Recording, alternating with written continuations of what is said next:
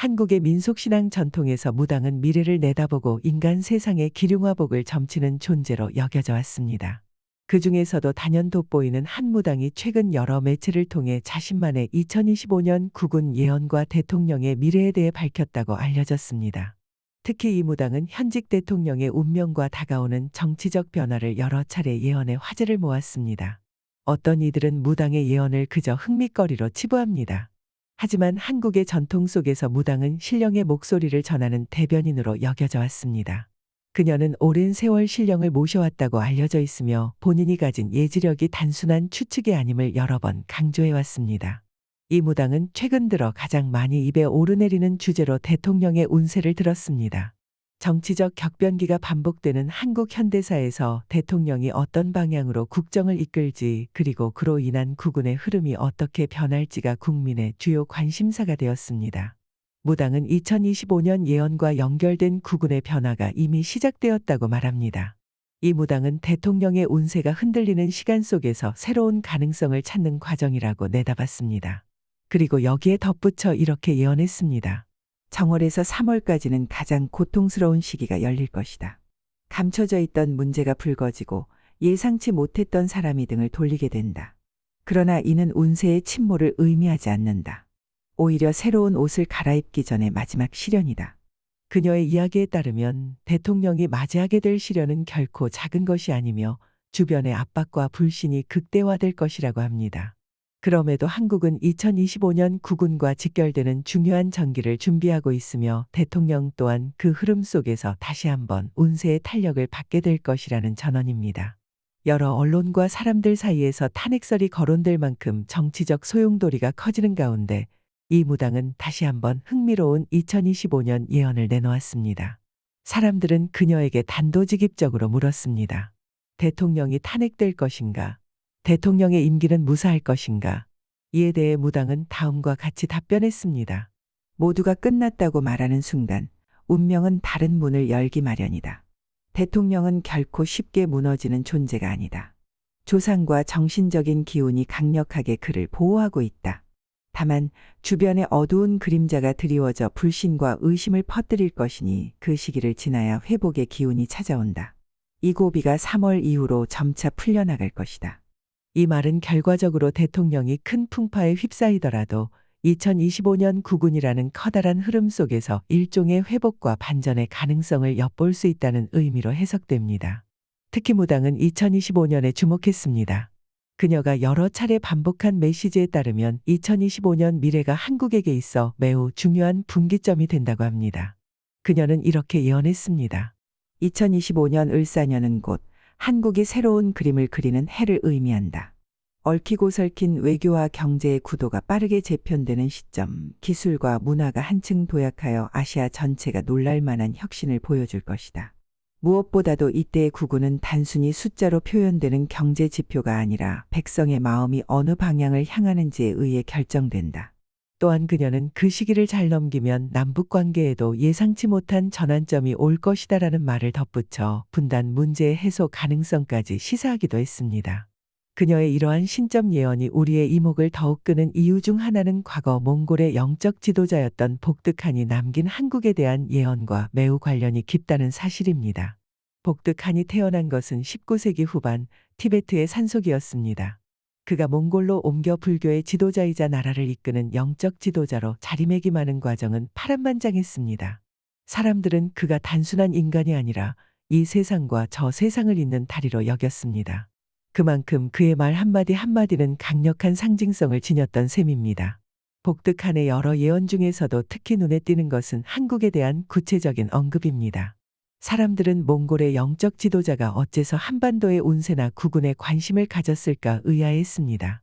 하지만 그의 마지막 순간에 남긴 한국에서 나타날 위대한 지도자 이야기는 오늘날까지도 미스터리한 매력을 자아냅니다. 그는 이렇게 예언했습니다. 나는 먼 훗날 이 땅이 아닌 한국에서 위대한 지도자가 일어날 것을 본다. 그는 상상조차 하기 힘든 고난을 겪겠지만 그 끝에 비로소 수많은 영혼에게 빛을 비출 것이다. 나의 죽음 후 100년이 지난 뒤 뱀이 5번째 관문을 통과하면 새로운 시대가 열릴 것이며 그 시대를 이끌 존재는 한국에서 탄생한다. 이 대목에서 주목할 점은 뱀의 5번째 관문이라는 상징입니다. 여기에는 뱀을 변화, 재생, 탈피의 상징으로 보는 티베트 불교적 혹은 동아시아적 시각이 깔려 있습니다.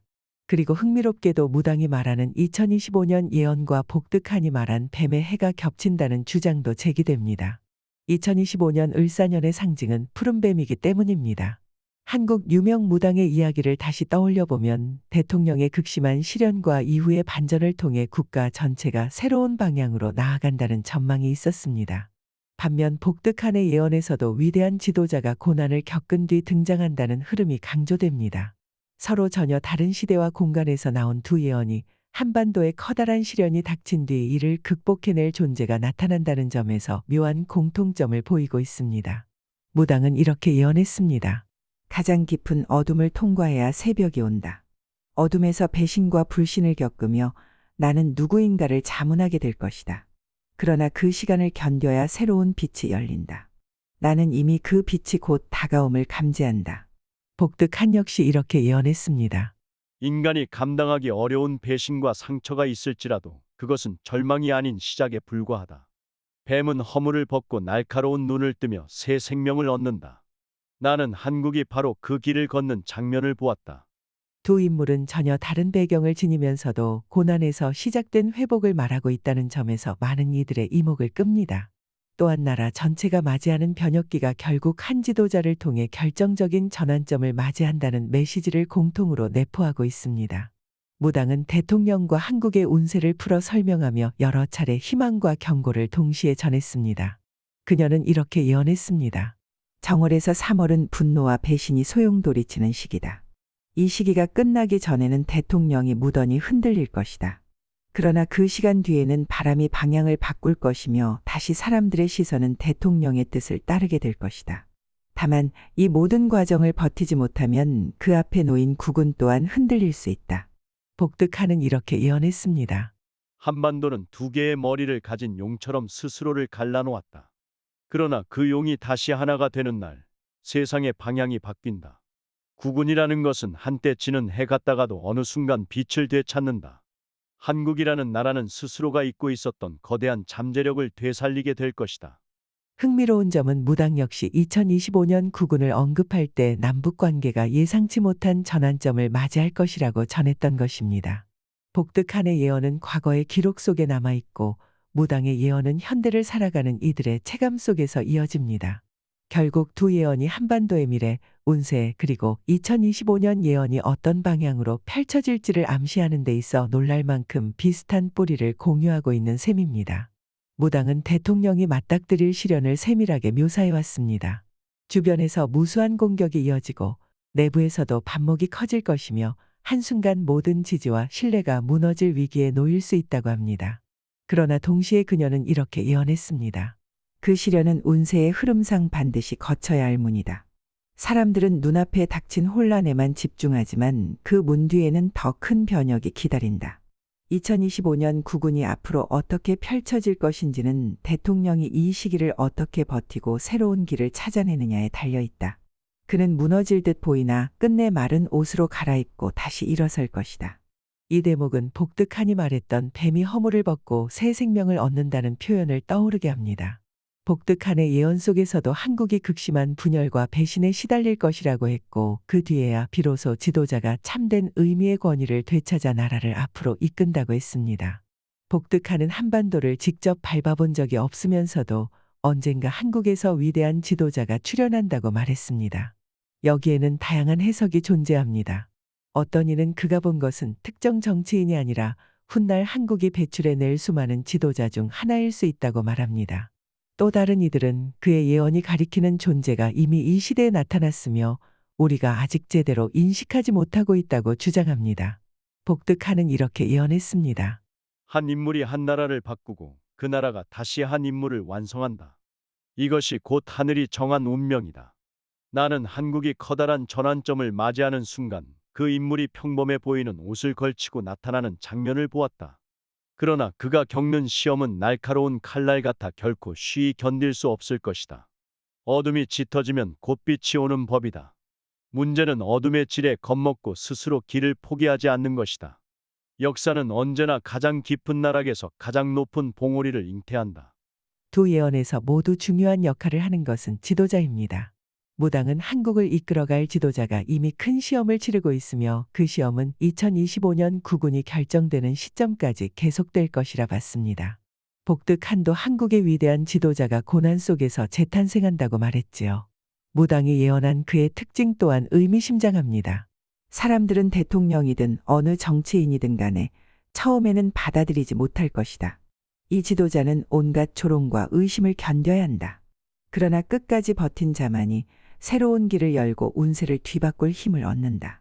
무당은 우리가 이전에도 여러 번 끝을 본 줄 알았으나 그때마다 한국은 다시 일어섰다고 말했습니다. 무당은 대통령이 현재 예기치 못한 문제들에 대해 크게 시험받고 있으며 한시적으로는 지지율과 신망이 흔들릴 수 있다고 봤습니다. 그러나 그녀가 계속해서 강조하는 것은 대통령이 결코 쉽게 무너질 사주가 아니다라는 점입니다. 무당은 이렇게 예언했습니다. 내가 전하는 말은 나의 말이 아니다. 오랜 세월 무당으로 살아오며 조상과 신령이 내게 보여준 것일 뿐이다. 이를 믿을지 말지는 각자의 몫이다. 다만 2025년 예언이 가져올 파장을 과소평가하지 말라. 그것은 한국의 미래 그리고 국운을 뒤흔들 큰 바람이다. 이 글을 읽는 분들도 궁금해할 것입니다. 정말로 2025년 국운이 우리의 미래를 송두리째 바꿔놓을까? 복득한과 유명 무당이 말하는 2025년 예언이 실제로 실현될까? 대답은 아직 베일에 가려져 있습니다. 무당은 향후 한반도에 상상조차 하기 힘든 변화가 올 것이라고 예견했습니다. 복득한도 두 머리를 가진 용이 하나로 합쳐지는 장면을 언급했습니다. 이는 분단 국가인 한국에 대한 상징으로 해석되며 2025년 미래에는 이 오래된 상처가 조금씩 치유되는 방향으로 국운이 움직일지도 모른다는 기대감을 불러일으킵니다.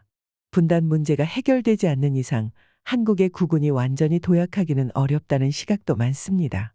그렇기에 이 부분은 두 예언이 가져다주는 가장 큰 미스터리 중 하나라 할 수 있습니다. 복득한의 예언이든 한국 유명 무당의 2025년 예언이든 결국 시간만이 그 진실을 증명해 줄 것입니다. 무당은 대통령의 운세가 어려운 겨울을 지나 새봄에 이르러 바뀐다고 구체적으로 시점을 언급했고 복득한은 뱀의 5번째 관문을 통과하는 시점에 큰 변화가 온다고 말했습니다.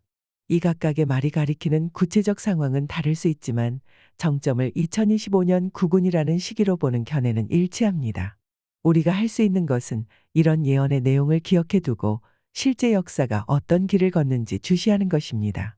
그리고 그 길 위에서 2025년 미래가 열리는 문턱에서 우리의 선택이 어디로 향하는지를 스스로 돌아보는 일일 것입니다. 과연 이 두 예언이 만나 만들어낼 파장은 어디까지 이어질지 그리고 시간이 흘렀을 때 어떤 역사적 장면이 펼쳐질지는 오직 우리가 살아가는 현실이 직접 보여줄 것입니다. 여러분들은 이러한 예언들을 보고 어떤 해석을 하셨는지 각자의 생각을 댓글로 공유해 주시면 서로에게 큰 도움이 되겠습니다. 영상이 도움이 되셨다면 구독과 좋아요도 눌러주시길 정중히 부탁드립니다. 시청해 주셔서 감사합니다.